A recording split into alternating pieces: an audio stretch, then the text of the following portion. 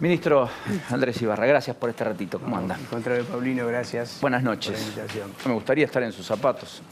Qué tiempos, ¿no? Tiempos difíciles. Yo te escuchaba. Por supuesto que la economía atraviesa todo, los estados de ánimo y la situación general concreta de cada uno de los argentinos. Primero, te diría que respecto de la economía en sí, nosotros estamos muy seguros de que este camino finalmente va a generar convergencia hacia la inflación, hacia la baja, porque por primera vez en muchísimos años se está trabajando de una manera seria, estructural, en contener el déficit fiscal, que es el primer factor que provoca inflación.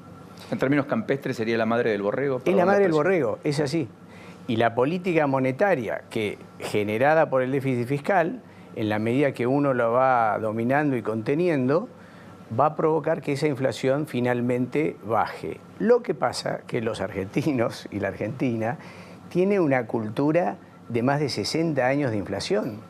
Entonces, acá, comerciantes, empresarios, todo el mundo está acostumbrado en la Argentina. De hecho, los economistas argentinos son famosos y son contratados muchas veces en el exterior por tener esta cultura de adaptación a esta velocidad de los cambios, a balances con inflación, etcétera. Y muchas veces lo que pasa es que la rentabilidad se compensa, en lugar de que cuando cae la demanda bajan los precios, en la Argentina pasa lo contrario, suben para compensar y mantener esa rentabilidad. La inercia del remarco por las dudas, por si acaso. Exactamente. Entonces todo eso cuesta y nos está costando a partir de un país quebrado que recibimos en el 2015, país quebrado, que no nos podemos olvidar, no se resuelve. Pero la gobernadora Vidal habló de una provincia quebrada, Macri no. Hay un mea culpa. No, el presidente lo ha hablado en numerosas oportunidades, empezando por el primer discurso de marzo del 2016, en donde planteamos la situación. Algunos dicen, no la plantearon del todo, planteamos lo básico y lo esencial, un país en default, sin vínculo con otros países en el mundo, más que con Irán y Venezuela, sin vínculos verdaderos, integrales, comerciales. Hemos abierto ahora 170 mercados en distintos países del mundo para exportar la producción argentina.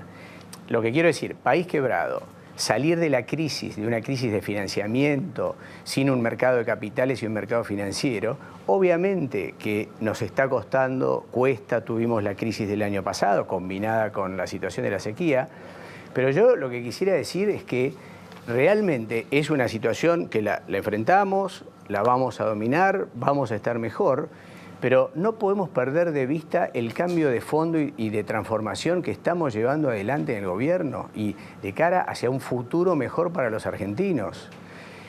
Primero, el cambio institucional, un país en donde la justicia funciona, donde no hay extorsión del poder hacia abajo, hacia los propios periodistas como pasaba, en donde se respetan las instituciones, la calidad institucional, la transparencia activa, la ley de transparencia activa que propiciamos. Toda la información de este gobierno es pública, toda la generación de una transformación del Estado con expediente electrónico, portales de datos abiertos, compras abiertas y digitales, licitaciones públicas que nos ahorran el 40% de costos.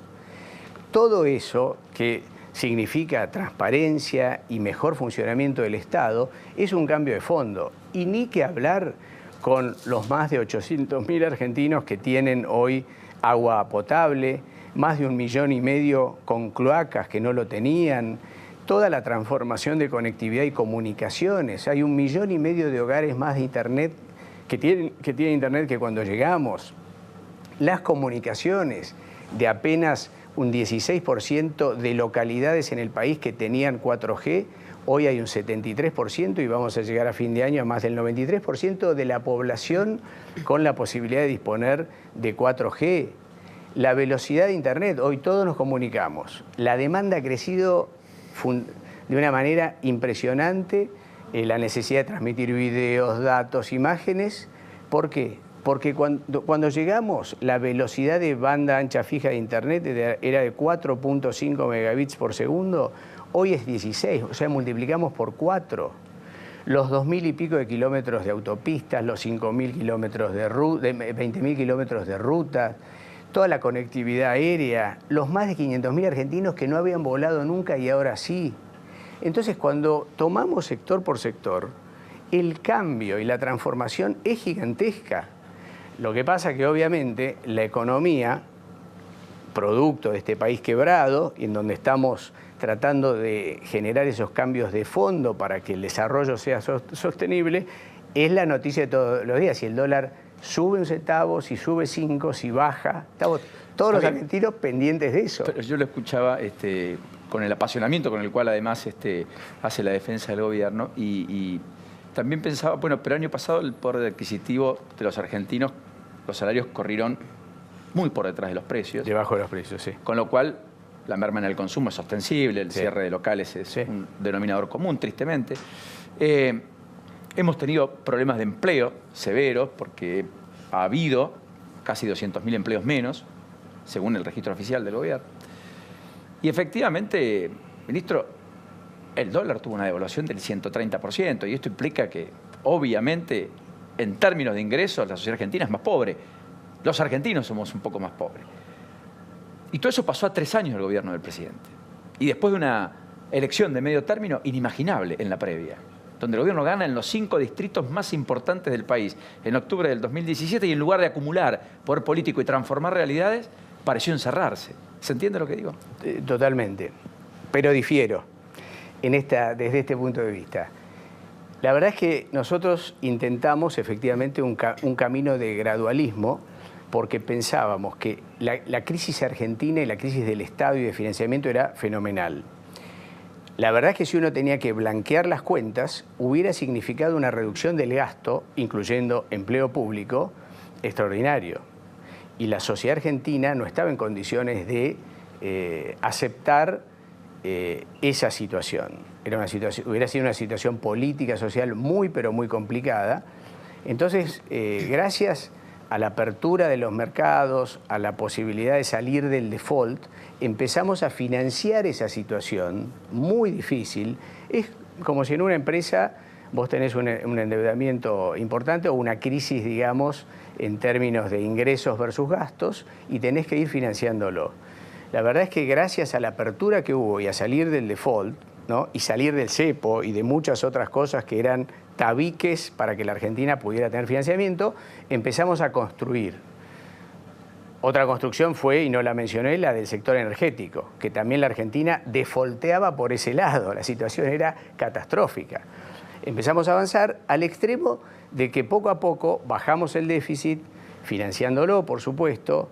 La inflación también iba convergiendo a la baja y en el primer cuatrimestre del año pasado, acuérdense que la economía estaba creciendo en tasas anuales del orden del 4 al 5%. O sea, el plan iba funcionando, por supuesto que endeudándonos con financiamiento, pero que si en la medida que eso hubiera continuado, hubiéramos seguido bajando el nivel de gasto, el nivel de déficit para ir consolidando ese cambio.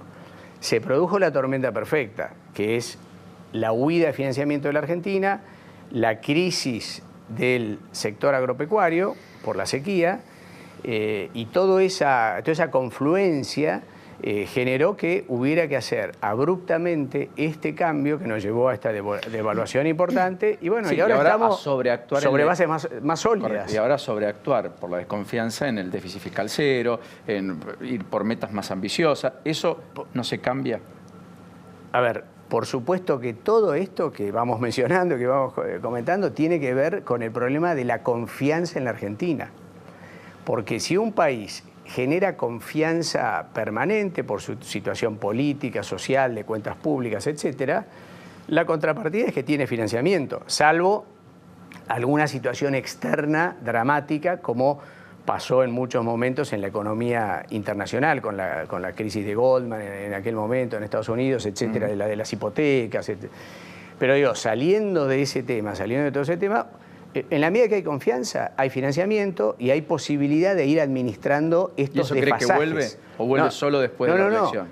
Tuvimos que hacer los deberes abruptamente, que los íbamos haciendo, y más allá de ir encaminándonos en esas transformaciones que yo mencioné al principio, porque mientras tanto, todo lo que dije que se fue haciendo, lo fuimos haciendo en el marco de enormes restricciones económicas y financieras. Bueno, se definió entonces la necesidad de ir a déficit cero, con una política monetaria adecuada, y se recurrió al financiamiento del fondo. Obviamente que todo esto en su conjunto genera mucha más credibilidad y confianza, que es la condición necesaria para las inversiones, pero también la situación política de la Argentina y la historia reciente de la Argentina, porque en un país la historia de los últimos 50 y 30 años es historia reciente. Y Argentina, sin ir más lejos, hace 17 años defaulteó. Entonces, esa realidad sigue existente en los mercados, en los bancos, en los mercados de capitales, en los bancos, etcétera. Entonces, bueno, hasta el punto que muchos dicen que Argentina el año próximo o el otro podría eventualmente recurrir o a volver a defaultear. Bueno, no tengo ninguna duda que si el presidente Macri es reelecto y seguimos con este programa, la Argentina va a estar muchísimo mejor, creciendo sobre bases sólidas y la verdad es que con un crecimiento genuino, porque la verdad es que cuando uno mira punta a punta, por más que algunos indicadores uno los vea y realmente no estamos bien, o estamos en algunos casos igual que en el 2015, la verdad que la situación de base es totalmente distinta. Déficit fiscal cero, política monetaria adecuada, matriz energética existiendo, transparencia en la gestión de gobierno, un plan de infraestructura real que genera las bases para el crecimiento de la economía. Si no, sin ir más lejos, vaca muerta no hubiera sido ni sería una realidad. Hoy ahora representa el 20% de la generación el caso del gas, por ejemplo. Entonces, sí, ahora, es un cambio pero fenomenal. En ese contexto le quiero preguntarlo porque se especuló mucho. ¿Está en la idea en el gobierno flotando de entrar en modo electoral y en ese contexto, por caso, pisar tarifas que a todas luces golpean mucho los bolsillos de la clase media y generan más descontento en un sector que podría, en todo caso, volver a votar a Cambiemos? Nosotros siempre, y el presidente lo dice, lo ha dicho y lo dirá, este es un gobierno que habla con la verdad. Si tenemos que generar algunas correcciones, algunas modificaciones en algunos temas para atenuar ese impacto, se hará. Es un tema no que descarta se que el gobierno revise los aumentos. No, los aumentos y lo que está programado son hiper necesarios. Lo que no quiere decir es que haya algunos mecanismos de compensación para que el impacto se dé en otros meses en lugar de en el mes en donde se produce. O sea, aumentos va a seguir habiendo, pero podrían hacer como tarifa plana en el gas, por ejemplo, en algún momento, que en el invierno no recargan tanto. Eso puede pasar porque son medidas que cada una de las áreas las puede llegar a tomar, pero pensemos que estamos con muchas dificultades saliendo de la crisis que a la Argentina casi la deja sin matriz energética, porque llegamos ahí, al límite. Ya estábamos en default desde el punto de vista financiero, nos faltaban unos metros para llegar al default de tipo energético. Y esto es una realidad, por más que algunos lo oculten, o hoy que estamos ya en el año electoral, no quieran mirar desde dónde partimos. La realidad es que las bases son mucho más sólidas y eso nos va a generar un crecimiento y un desarrollo importante en la Argentina en los próximos meses. Usted y que el presidente es el presidente, ¿no? Pero su manera de defender el gobierno es muy distinta a la del presidente, por lo menos la que se vio en público, tanto en la Asamblea Legislativa como en la entrevista del fin de semana con Majul. Está un poco más enojado el presidente. ¿Qué hay? ¿Bronca con el Círculo Rojo? El Círculo Rojo también le endilga al presidente sus cosas. ¿Hay bronca con los propios? ¿Hay bronca con los ajenos? No. La verdad es que tenemos mucha convicción en lo que estamos haciendo. Todos realmente, Paulino, tenemos muchísima convicción y también es cierto que el presidente, yo estuve en la Asamblea Legislativa del 1 de marzo y realmente la situación que se vivió fue espantosa, muy lejos de instituciones. Buscamos ser primer mundo en muchas cosas, pero eso no se verificó ahí. Entonces, en determinado momento, obviamente que el presidente contestó lo que tenía que contestar y le puso énfasis a su mensaje, porque es el primer mandatario, el primer responsable de lo que estamos haciendo todos. Entonces, es el que más convicción nos transmite y lleva adelante. Le quiero hacer algunas preguntas puntuales de gestión y después ir a algunos aspectos de vuelta del gobierno. Pero, ¿hoy está despapelizado todo el gobierno? Es impresionante. Es una revolución, como yo digo, silenciosa. Los ojos, ¿está despapelizado todo el gobierno? O sea, toda la administración del presidente Macri, la administración central, y estamos ya avanzando en organismos descentralizados, hoy funcionan con expediente electrónico. Para que tengan una idea, los expedientes son la base de la tramitación adentro del Estado. Cualquier trámite, compra, pedido, etcétera, va por un expediente. Que llevar la carpeta de una oficina a otra. ¿Eso ya no existe más? No existe más, salvo en trámites muy marginales. Hemos generado más de 10 millones de trámites digitales, con 100 millones de documentos de esos trámites. Es una revolución, es algo transformador. Y eso nos ha permitido que más de 1.400 trámites hacia afuera, en registros que se hacen con empresas para registrar para lo que es la ventanilla única de comercio exterior, para importaciones, exportaciones, registros de todo tipo que hay en el gobierno por las distintas actividades sectoriales. Todo eso hoy es digital. Y más, introdujimos también la firma digital. Y la firma digital hoy está desplegándose también en el sector privado. Entonces, poco a poco, la Argentina va a tener una verdadera economía digital. ¿Cuán lejos estamos de Chile o, en su defecto, Uruguay? Partimos muy atrás, muy abajo. Hoy estamos acercándonos e incluso superándolos en algunos temas. En conjunto todavía nos falta, porque entre otras cosas, todo esto de lo digital requiere de una condición necesaria, que es las comunicaciones. O sea, uno no puede desarrollar un gobierno digital sin tener internet, digamos, sin tener velocidad de banda adecuada. Y hoy el 10% del país no cuenta, de las poblaciones rurales, con internet, 4G. Hoy es así. Hay aproximadamente un 40% de argentinos que todavía en sus hogares no tienen internet.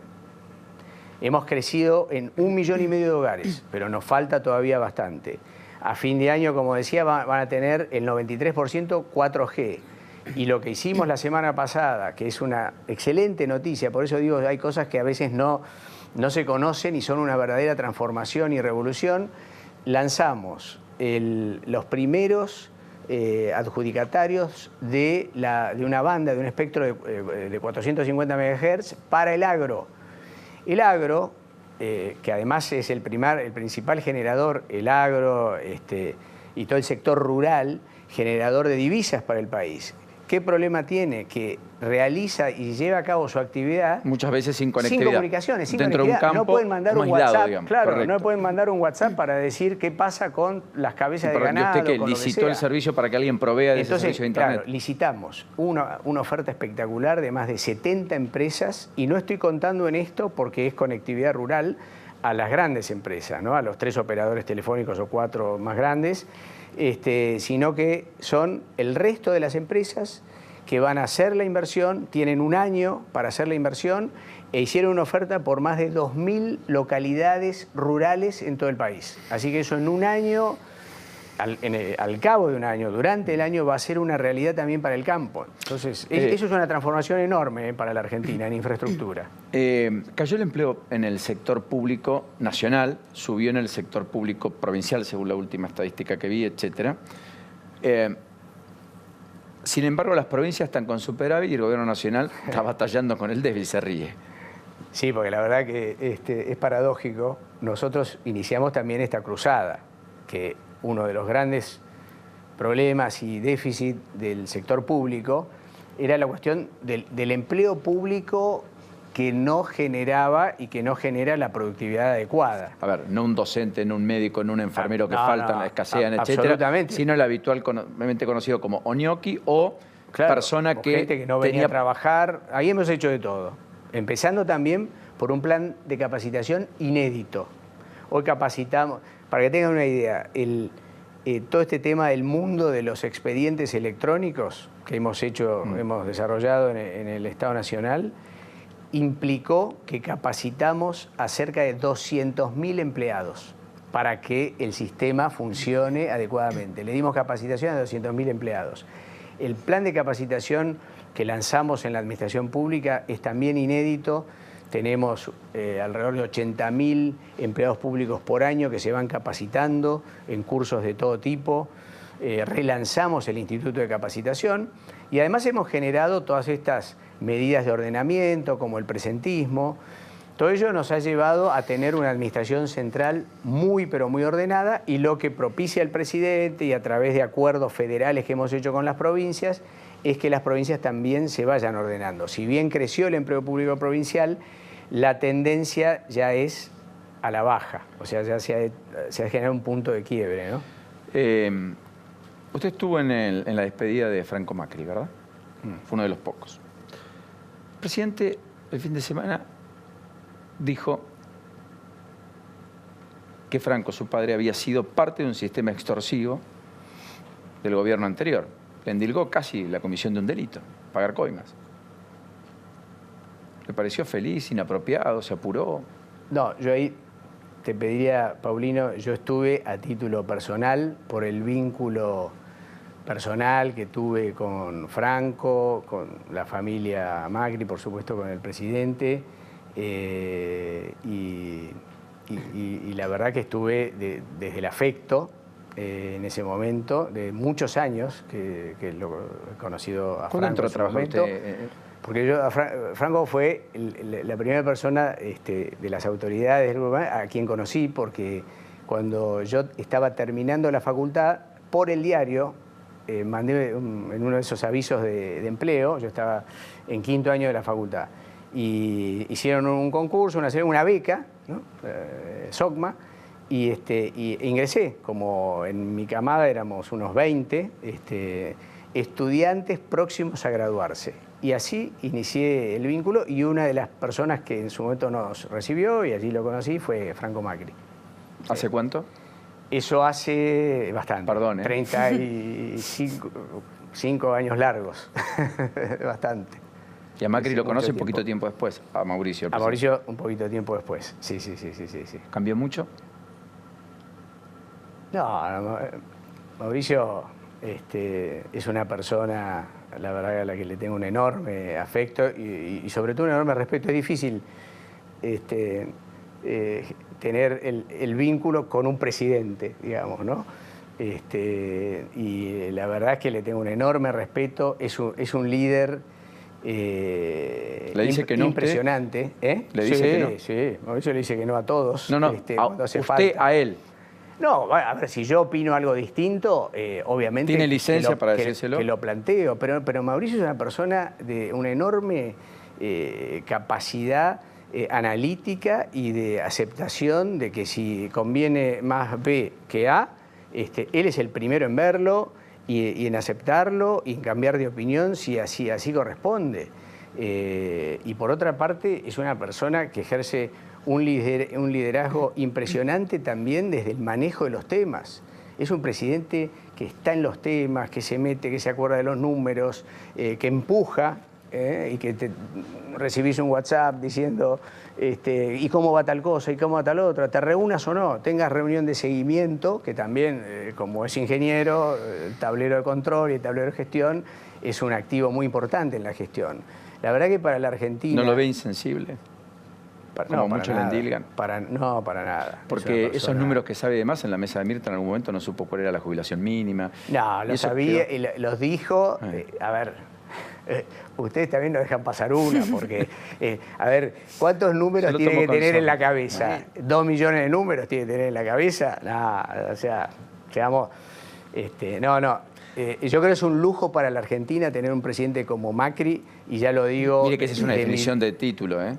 Perfecto, porque es un presidente que genera trabajo de equipo, empuja a los equipos, lidera a los equipos, acepta los errores, va con la verdad. ¿Qué más puede pedir la Argentina? La última se la hace Lourdes, como siempre. Lourdes. Sí, hoy el presidente de la Corte Suprema de Justicia habló de que los argentinos están perdiendo la confianza en el Poder Judicial. Usted hace un ratito habló de confianza Y yo veo que también los argentinos están perdiendo un poco la confianza en la política. De cara a estas nuevas elecciones que se vienen, ¿cómo van a hacer ustedes como gobierno para generar esa confianza en la gente? La confianza es el factor clave que domina las relaciones humanas y lo que permite hacer cosas.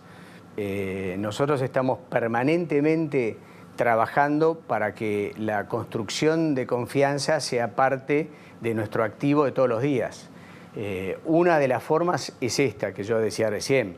Decir la verdad, aunque duela, es un factor que contribuye a generar confianza. Lo que hoy decía el presidente de la Corte, que lo vi muy rápidamente en un momento de su discurso, también tiene que ver con la historia reciente del Poder Judicial, con lo que ha pasado últimamente en la Argentina, en donde ahí hay una combinación de, en muchos casos, complicidad o lo que fuese entre el poder político y el Poder Judicial. Entonces yo creo que lo que Argentina tiene que recuperar, que es lo que estamos buscando nosotros y pregonando con los hechos, es la división de poderes y que la propia justicia transparente su gestión, haga, entre otras cosas, lo que estamos buscando, que es la tramitación electrónica, porque parte del tema es que para que haya justicia tiene que haber velocidad y las penas se cumplan rápidamente, no que pasen 15 años para de pronto decir es culpable o inocente. Entonces, creo que es un combo que hay que atender, pero repito, la confianza es un factor clave para la construcción de una sociedad. Le agradezco mucho. Gracias a ustedes. Muy gentil. Gracias, en particular para, además, poder prestarse este intercambio. Es muy sano en democracia. Y básicamente porque usted es uno de los pocos que dentro del gobierno aparece como no sobre la superficie, sino en lo bajo, casi en todos lados, y probablemente sea uno de los que mayor diálogo tiene con el propio presidente.